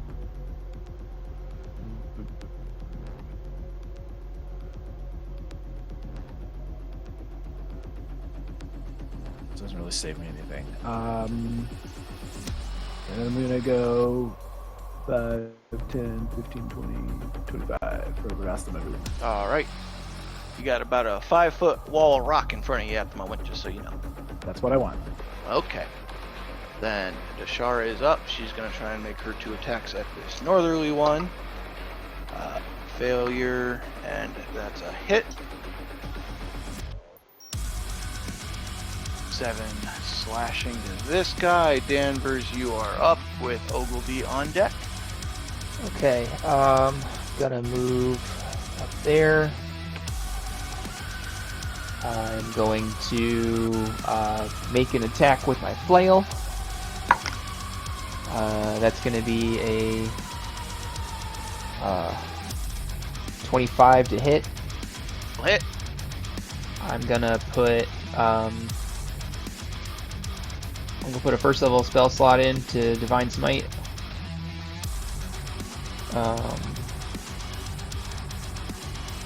So that's extra 2d8 radiant damage. So the bludgeoning damage is going to be 15 bludgeoning damage. Alright. And the radiant damage is also 15. Is there anything else? Yeah, I have another attack. Is he still standing? He's still standing. Alright, I'll hit him again. Hit him again. Starting to look more worn down. That's not going to hit. I rolled a 2. That will not hit. So with the first hit, I'm going to push him back towards the fire out of Dashara's range so that she gets an attack. Alright, and Ogilvy would. Mm-hmm. Oh, okay. And so would you, because he's out of your range, isn't it? I'm going to burn my inspiration to re-roll that. Okay. And that does marginally better. I rolled a 15. Alright, 15 will not hit. Okay. Dashara misses also. I hit him with a 17, with a 25, but I only rolled 9 bludgeoning damage. Right. He is still standing. Ogilvy, you are up. All right. At this point, after I kind of like just did a quick slash out, I'm going to switch and reverse the grip of my sword and just slam it straight down, trying to get in the thigh of this creature in front of me. This seems like a pretty reckless attack based off the narration. Alright. Natural 20. That'll hit. Alright, and you know what? Just to make sure that I'm pumping as much damage as I can, I'm going to use my last 3 dice. And on this one, I'm going to do a trip attack. Because once again, thematically, I feel like it makes sense. With stab in the thigh. So both of these get to be rerolled because they're 2s. That becomes a... Alright. That starts off as 6 damage, and then for the critical, reroll that because it's a 2, stays a 2. So 6, 8, 14, plus 4, 18, plus 2 for rage damage, 20, and that adds 6 for my size, 26, and then another 6 for the superiority dice, 32 force damage. And then DC 15 save, and let me tell you which one it is. It will be a strength DC 15. Well, luckily it doesn't matter, because that was enough to cause this one to expire. And then I'm just going to leave the sword in the ground. I'm going to turn around to the other creature, just put my hand out, and the sword magically reappears, and I just point it right at him. And that's my turn. Alright.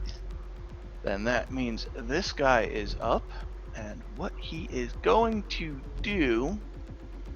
And then I realized that I just won't get past Dashara and Danvers, and I go, sorry, I had a moment. He is going to cast a Cone of Cold that will catch Dashara, Danvers, and Ogilvy. Oh boy. What save do I need to make? That will be a Constitution saving throw. Okay. You have a +3, and so does Dashara. Well, my base roll is a 25, so it's a 28. Alright, you succeed. Dashara has failed. Danvers, what did you get? I got a 14. Alright, that means you succeeded. So let me roll some dice here and find out. I just found out a really cool thing. If you roll dice in D&D Beyond, it shows up in my screens as well. The entire cast of Critical Role also learned that last week. Well, I just learned that I need to catch up on Critical Role a lot. Because I'm on episode 99. Getting there. Me. 27, so Shara takes 27 damage, and you guys each take 13. And I do not have this. Since that is... this one as well, and then...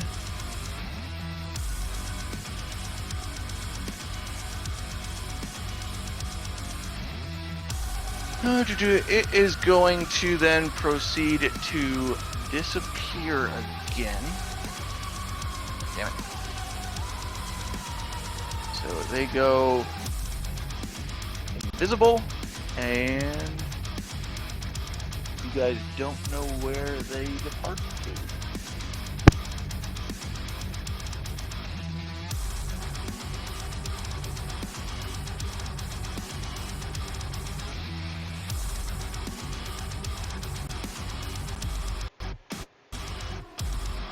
Alright. Then we have Kaz up with Deshara on deck and Danvers after.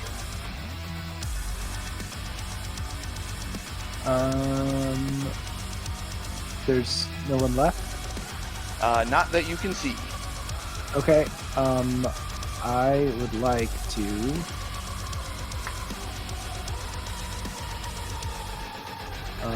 I'm just gonna hold a frostbite if something pops up.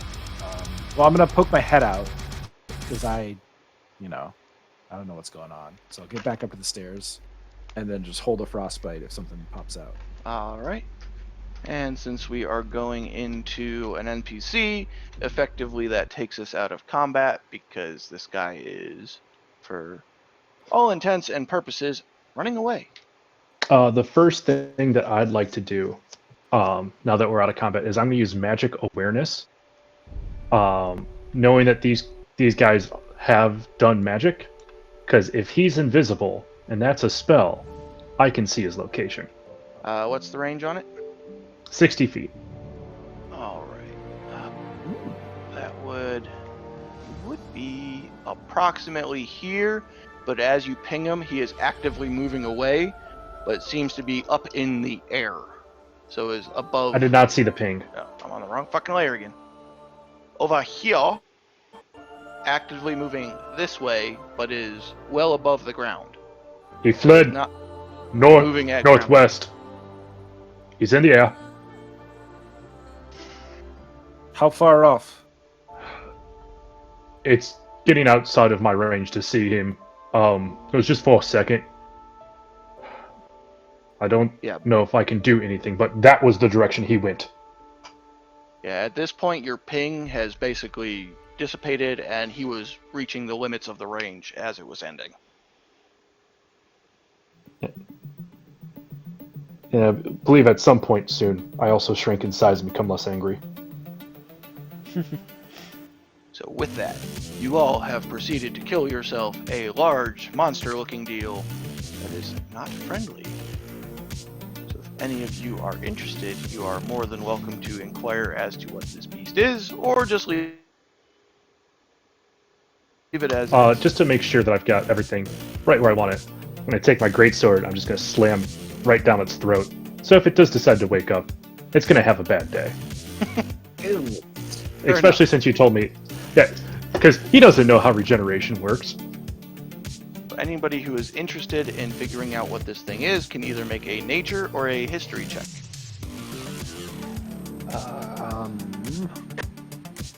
Same thing. History or nature, same, so 12. 3. Yes, that's not quite enough. I'm guessing Ogilvy is not curious. Yeah. No, he has a very binary system of caring about these things, and it is in the dead side of the binary system. Okay, well, in that case, nobody knows what it is off of the top of their head.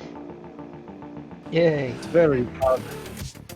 However, Does it? out of game knowledge, I feel like I have an idea what this is, but I don't want to taint this. Throw it out there. It's wearing like a cloak. Yes. Given the glaive, the cone of cold, and the charm person, I'm thinking this is an Oni. You would be correct in your So- assumption. I would like to, since it's like clothes, I want to see if it has stuff or if it's just a freaky gross thing. All right, make an investigation check for me. Were these things fiends or undead? 8. They are not fiend or undead, but they are evil. In perusing through its clothing, you do not find anything on it. Very odd. Can I take its glaive? You are more than welcome to, but it is sized for a large creature, not a medium creature, so it would be effectively unwieldy for you. Unwieldy. I actually need to check because I think I can, based off of being a half-orc, use stuff above my size. Well, But find out and let me know. yeah, either way, I'm taking it because it's either I can sell it or I can use it, and Mhm. either is fine with me. Or you could use it when I make you big. Well, all my equipment size is the same, so then it scales up too. Oh yeah, so it wouldn't be that advantageous. But if I you just have to drop it and then do it. have to make a coordinated attack for this. Hmm. All right. But with that, you have a large corpse in your camp, a fire, but your bellies are rather well filled from the meal they prepared earlier. I want to push it off of the hill so it rolls down. Make a strength check for me. I would like to cast Cure Wounds at the 2nd level on myself, and also give 12 Lay on Hands points to Deshara. All right. I got 11 on that strength check. You start trying to roll the body.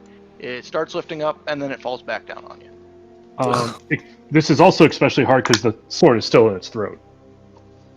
It is a I full would like- size bigger than you and dead weight. Oaklivy, I just need to finish sleeping, and I don't want this corpse here.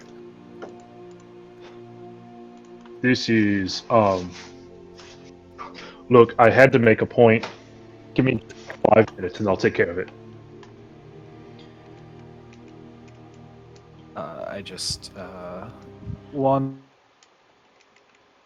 off over here and just. Why put not out use next one to of the those fire. beads of force and, put it in a ball and roll it away? Because those are for emergencies. It seems like a waste. Yeah. After the 5 minutes, I grab my greatsword, put it back, and I roll him off the steepest part of the hill I can find. Make a strength check for me.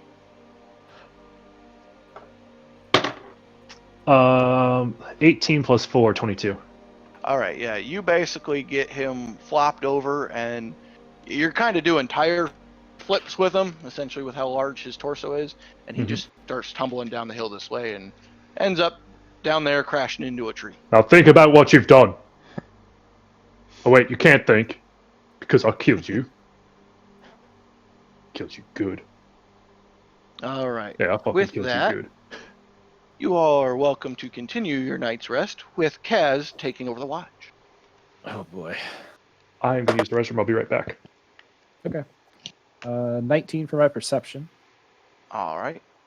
As your raven flies around, it makes a view of the Oni splattered against that tree.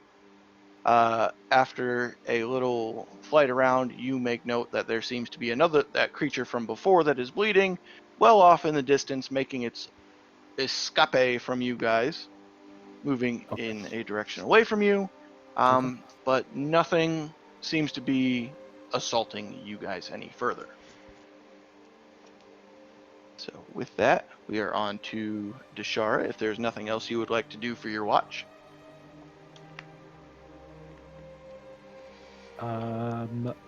Before I finish, just to be safe, I'm gonna run around the top of this hill to set the alarm. Okay. Easily enough done with your skill set. And then We'll have. And she basically bumbles through her watch, just miserable, got the shit beat out of her, etc., etc. Wakes you all up in the morning. She looks more worse for wear than was expected and goes, well, that was a fucked up evening. That's what we get for trusting people. Whenever you all are ready to go, I'll call the Griffins and we can get on our way. So we got a long rest. Yes, you have gotten your long rest. Whew, thank God. New portent. Portent. Oh, there's a 20 right there. Hey. Ooh. A 20 and a 4. Alrighty then. I'm going to go grab something to drink real quick. I'll be right back. So if we want to take about 5 minutes. Okay. Sounds good to me.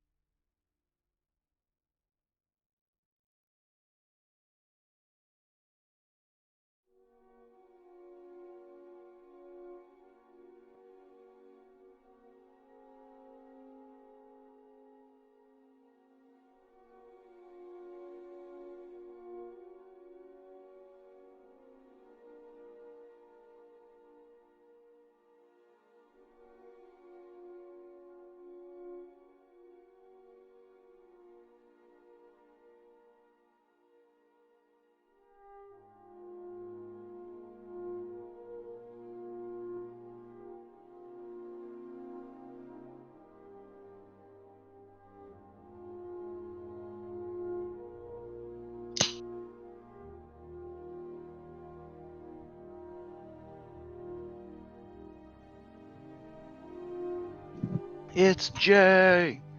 What up? Not much.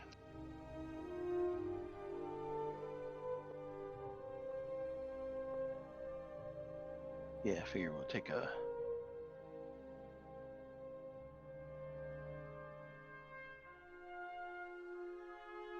Might want to check that real fast. But yeah, you were right, Jay. It was Onis. I figured it would be a fun thing to fight. Yeah. There's in the other campaign that I played on Mondays, when we were around level 7 to 9 or something like that. Mm-hmm. We had like a party of 6 that day. So we had like a boss, and then the sub boss was 2 Onis we fought at the same time. And the entire plan was the boss kind of talks to us until the Onis get in position, reveal themselves, and both will cast Cone of Cold simultaneously. And then I also remember that being the day when my DM was like, "Oh, I understand that your character is basically a troll to all of my plans." When he found out that Wall of Force can be in a sphere, and I can dictate that the sphere is smaller than the maximum size allowed by the spell. So what was supposed to be a very deadly encounter turned into a very doable one because one just burned up its Cone of Cold. Funny. Yeah.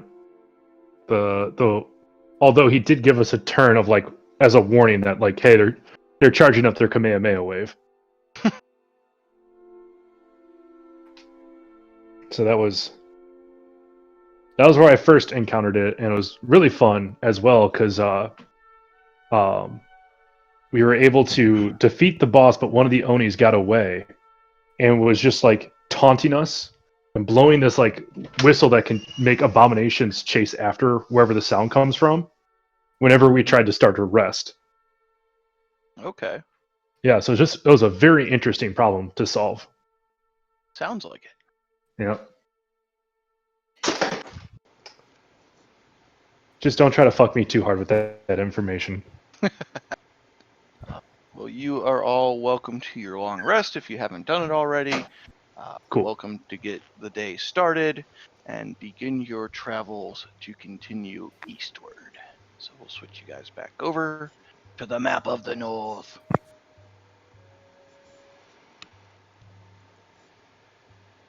Alrighty. So continue to make that straight line for Everlund. Yes.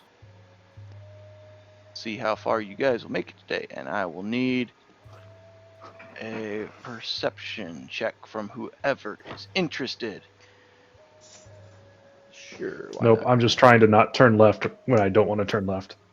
At Oh, an 8. okay. 21. All right. So, Danvers, you guys are making your way through the day. Excuse me.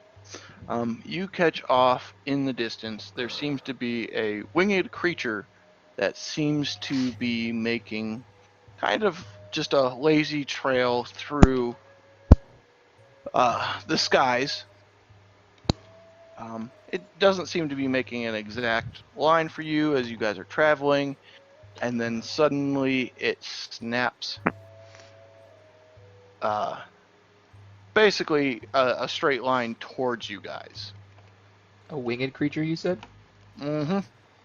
I shout out to the group and to Shara that there's something coming towards us on wing.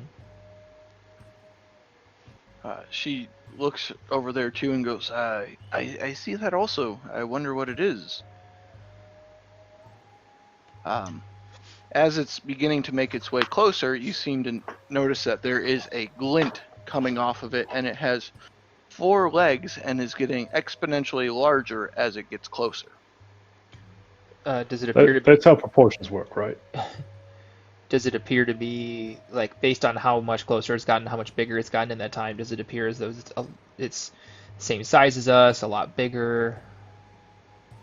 It appears to be a lot bigger. Also, make another perception check for me. Okay.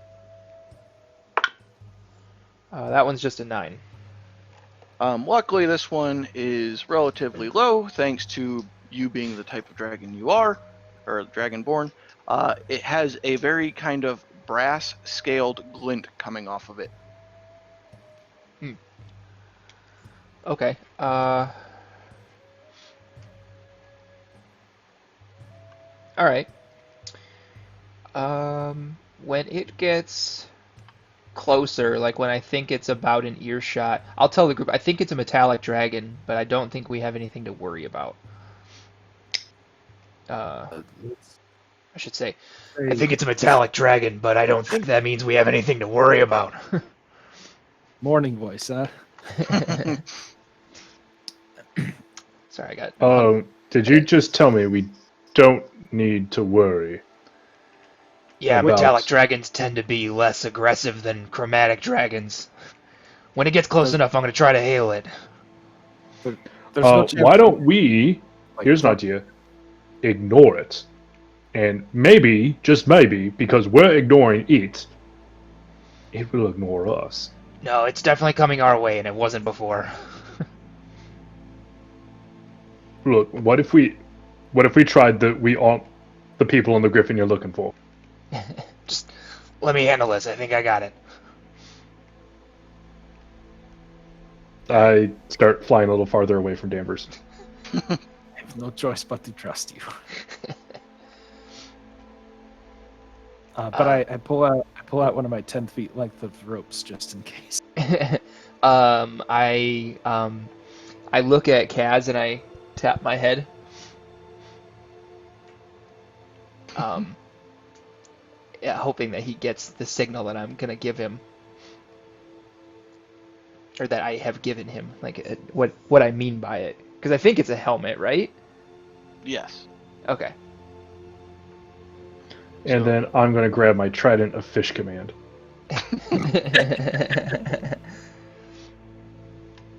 Dragons are basically fish, yeah. Well, I mean, I can't throw a greatsword. So yeah, as it gets within what I think might be earshot, I'm gonna try just like calling out in like a um, not like a traditional dragonborn greeting, but like since Draconic is like different as a language, just like a traditional like Draconic greeting, something in the vein of Hail and Well Met or something like Mhm. that. Okay. When you call out to him, he immediately, you immediately grab his attention, and in common he goes, "Well, welcome to the skies, traveler. Oh. May I ask you a question?" I respond in Draconic, certainly. Why don't oysters donate to charity? Oysters donate to charity. I activate my comprehend languages. But so the dragon is speaking in common though, right? He is speaking in common. Yeah, I'm the only one speaking in Draconic here. So you guys hear this metallic dragon call out, "Why don't oysters donate to charity?" To see what Ogilvy knows, can I make a wisdom saving throw to see if I can answer this dad joke? Yes, you can. I already know it, yeah. That's a 12. I'm sorry, wisdom saving throw, that's a 14. You would know what it is, but before you get the chance to say it, he goes, "Because they're shellfish." Ah! You're still gonna kill us, aren't you? I'm sorry, warning voice. You're still gonna kill us, aren't you?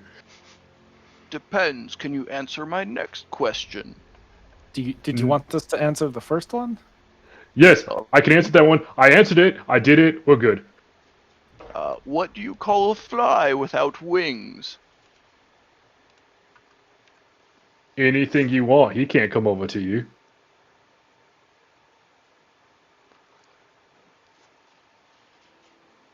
A flu. A walk.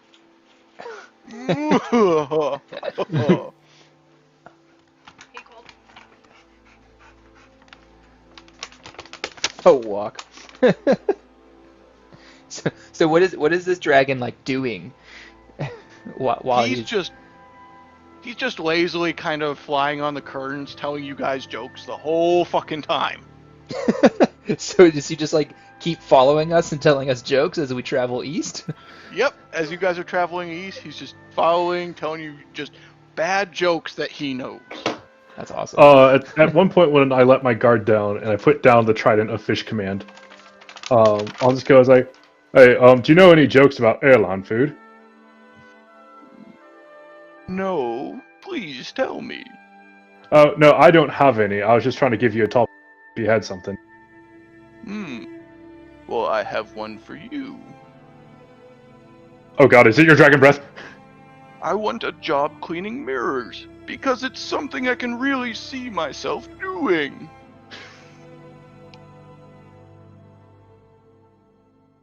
It's ridiculous.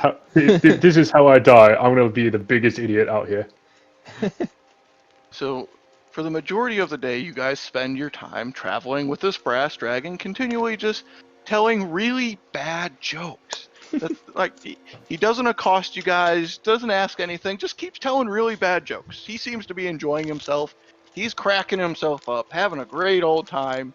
And, near the end of your guys' day travel, about 3/4 of the way through it, he basically just, says, well, thank you and have yourselves a wonderful time, and flies off. I say, wait, what was your name? Oh, oof. That's a weird name. I don't know if I Are can we pronounce supposed to that. tip our waitresses? Always. I have to come up with one. I didn't think about it. That's fine. You can have him say something in Draconic and then give it to us later. His name is Jaruth Senethfield. Just because I like it, because it reminds me of another comedian, it is Thedric. Thedric.